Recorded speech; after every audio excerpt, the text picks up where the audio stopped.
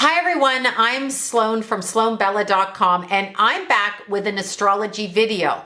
Now I'm filming this video right in the midst of the Winter Solstice and the Grand Conjunction, where Saturn and Jupiter move and conjoin in the sign of Aquarius, basically combust. Not only are they married and traveling together in the sky, they're opening and ushering in a new experience for us as individuals. These are two very prominent planets when you're looking at the basic energy of the Earth plane. So when we talk about Aquarius, let's talk about the sign first, because online I'm looking at a lot of different information and I see things a little bit differently from my experience as an astrologer. So let's go all the way back in time, all the way back before many of us were born. In fact, none of us were born that we can remember. It might be 3 or 4 lifetimes ago, when there was just the planet Saturn.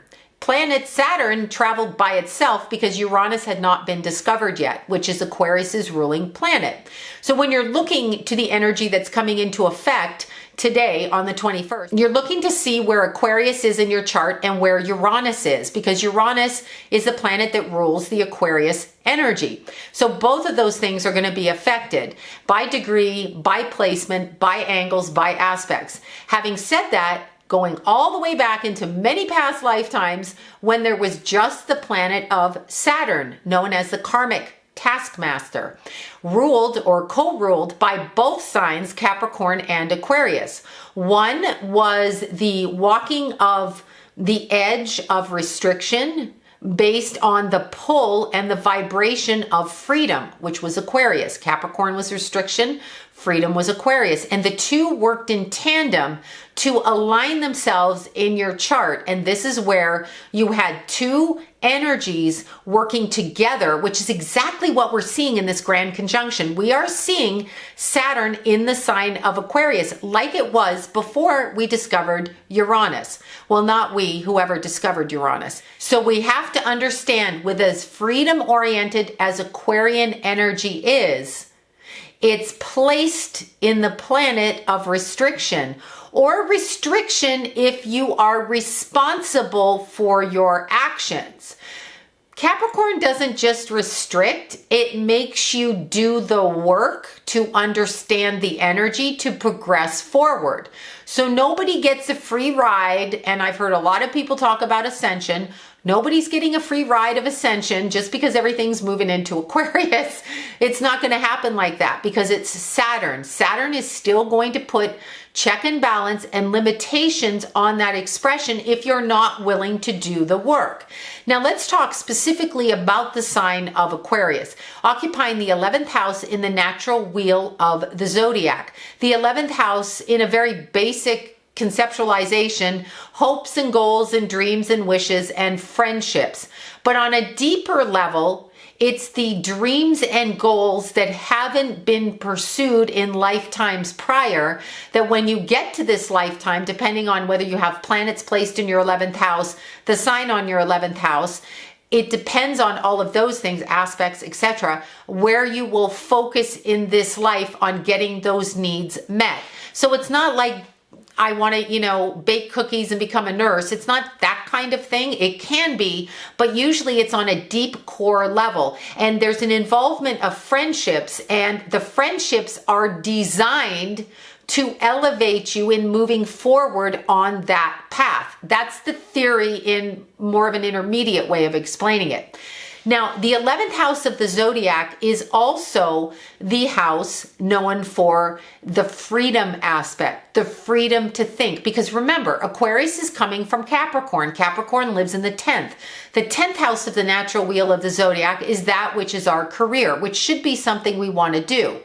But the 10th house as opposed to the 6th house of work. So the 6th house would be something you would do where you're a waitress. The 10th house would be when you are a clothing designer. The 11th house would be when you have the freedom to express yourself in your authentic self.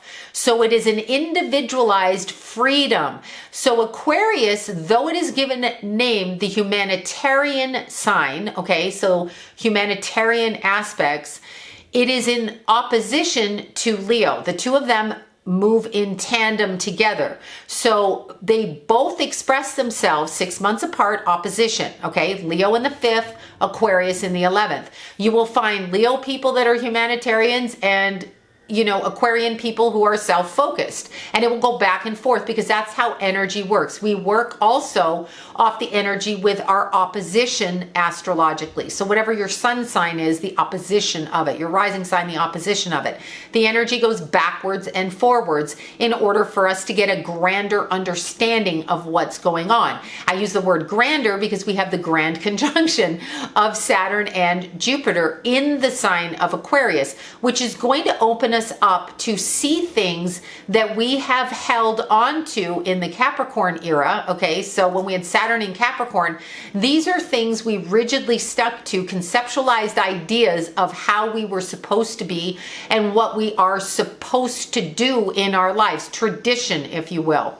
When you're looking at Saturn in Aquarius, you're looking at, with the conjunction in Jupiter in Aquarius, the uncovering of your shadow self. So you are looking at those things, whether it be with yourself or humanitarian, the people around you on the planet, in your area, in your neighborhood, across the world. You are going to see the reality of what you have been living. Now, reality is never sugar-coated with bows and ribbons and happiness. Reality is just what it is. So reality exists in truth. So the age of Aquarius is bringing about the truth of our experience up until this point, whatever it is. In an individual sense, it's our shadow self. And because Aquarius is a sign that is exceptionally detached, they go intellectual. They go away from the heart chakra and up into the intellect. Aquarius and its ruling planet of Uranus is very, very erratic, electric, energetic, odd, curious, and self-focused primarily on their own freedom. So when you hear a character in movies like Braveheart screaming freedom, you're hearing something Aquarius. Aquarius will stop at nothing in order to gain their freedom. They will not consider the people around them, not consider the environment. It's personal freedom. Now, when you have the planet of Saturn in the sign of Aquarius, you have restrictions on your freedom. And when you look at Aquarius as a computer-based way of thinking, analytical, up in the ethers, electrical, you see that the way the world is right now, with the distancing that we have, the disconnect from people, the lack of physical, tangible touch, okay, the lack of that, we see it very much going towards an Aquarian energy, detachment on all levels. But look at it in a different way. I was explaining this last night on a live video. I really feel Saturn and Jupiter in Aquarius because Jupiter is expansive. Jupiter can burn the candle at both ends. Sagittarius is, y'all know that, that's your ruling planet. You can party, get up in the middle of the night, go exercise, party again while the rest of us are sound asleep, or in the emergency room for whatever we've done. You Aquariuses can continue to go and go. So look at the sign of Aquarius in Jupiter. Jupiter is expansive, Sagittarius, searching for other kinds of knowledge. In the sign of Aquarius, electrical, odd, erratic, computer, technical, engineering, okay? Think of transhumanism, think of computers, think of distance between physicality of human beings, putting it into the ethers or the electric or the wiring of society. That's what we're walking into. People talk about ascension. I wouldn't quite call it ascension at this point because, again, ascending on any level applies to your personal path, your personal signs, the aspects in your chart, and how you feel and what you think at this given moment.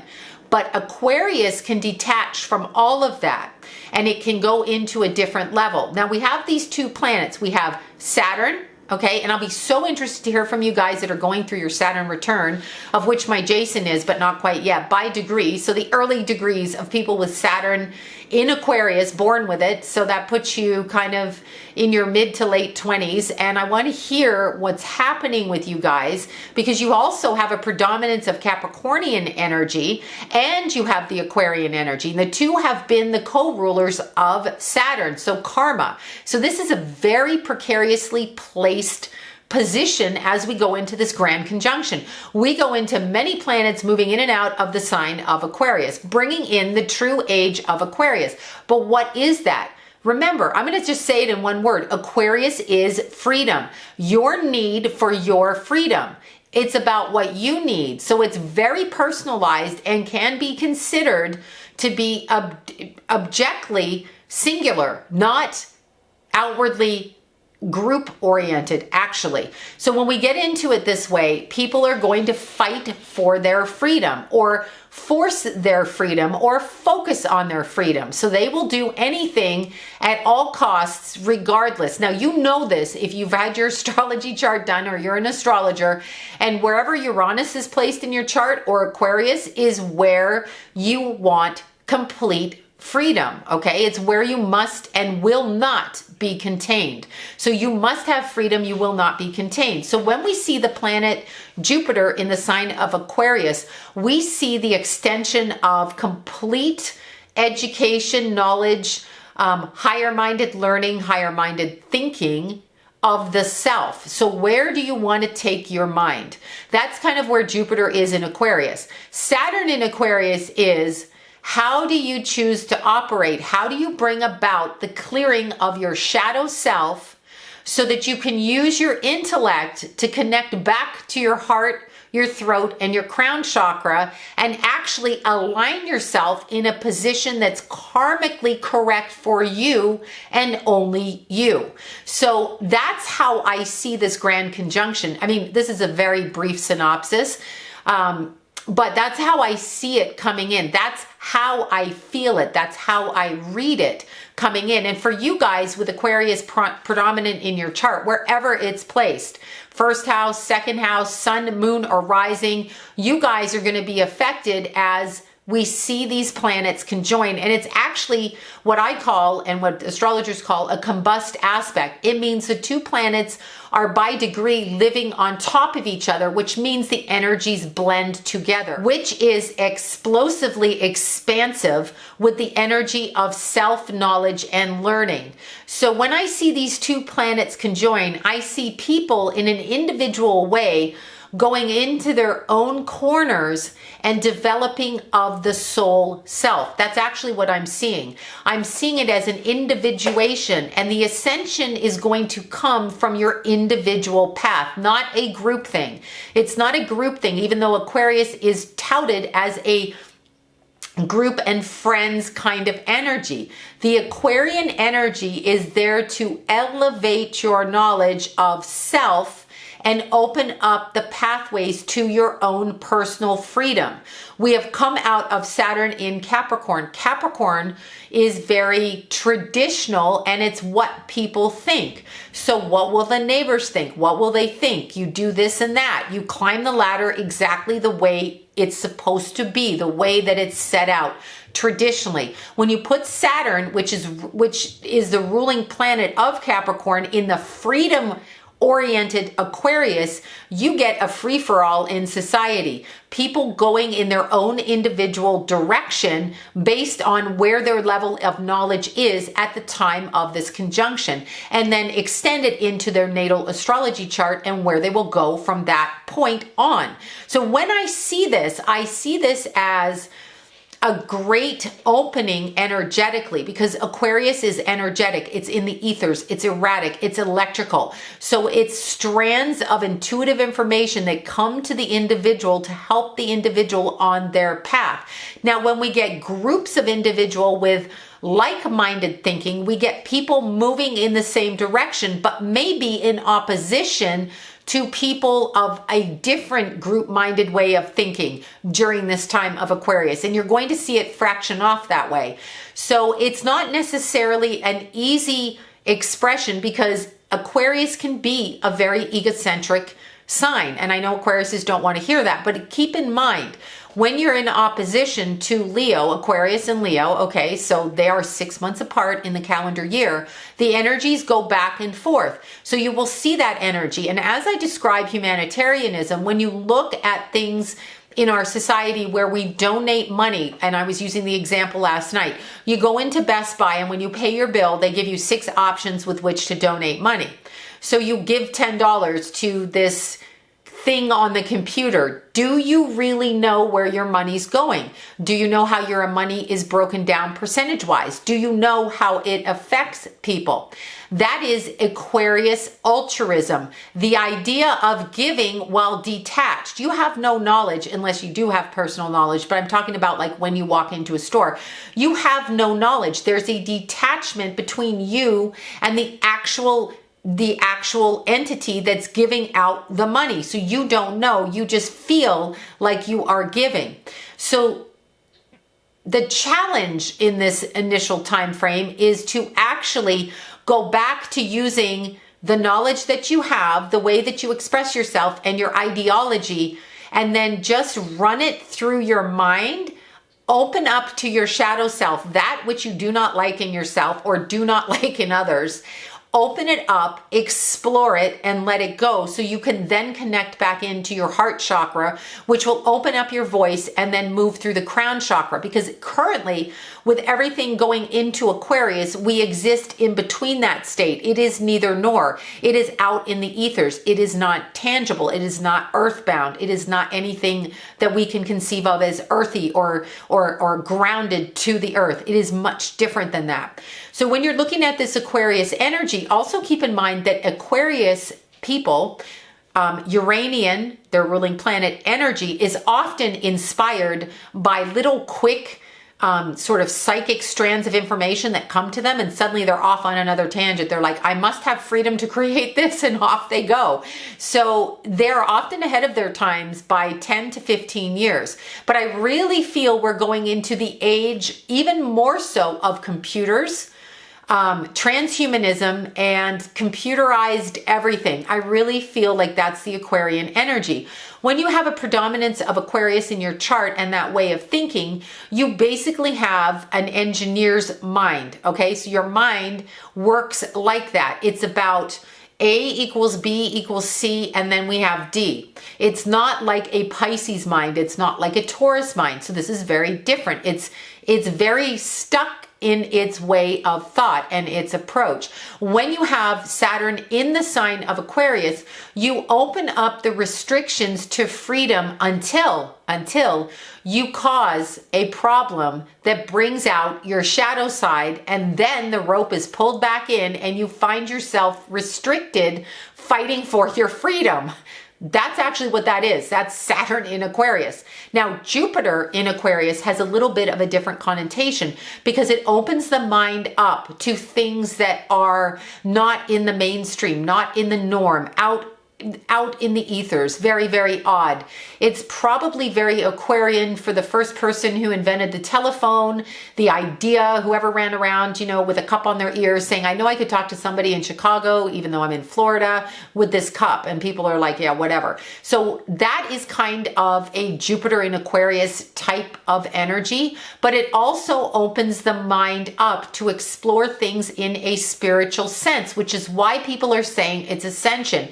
It opens you up metaphysically, spiritually, energetically to other worlds and to explore them in a different way. Now, let me bring that down logical. If I were to bring that down to a tangible thing, I would say those goggles that people wear in games where they see different planets, different lives, and all of those things, I would say that that has a lot to do with what I'm talking about.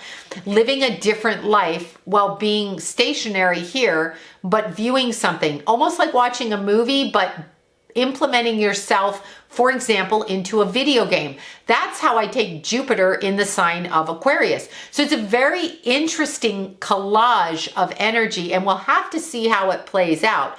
But remember to check your chart to see where Aquarius is placed in your chart and where Uranus is placed, other planets and aspects to the planet Uranus and to anything in the sign of Aquarius in your chart. All right, you guys, that's my brief explanation of what's going on right now in astrology. And once again, my name is Sloan from SloanBella.com.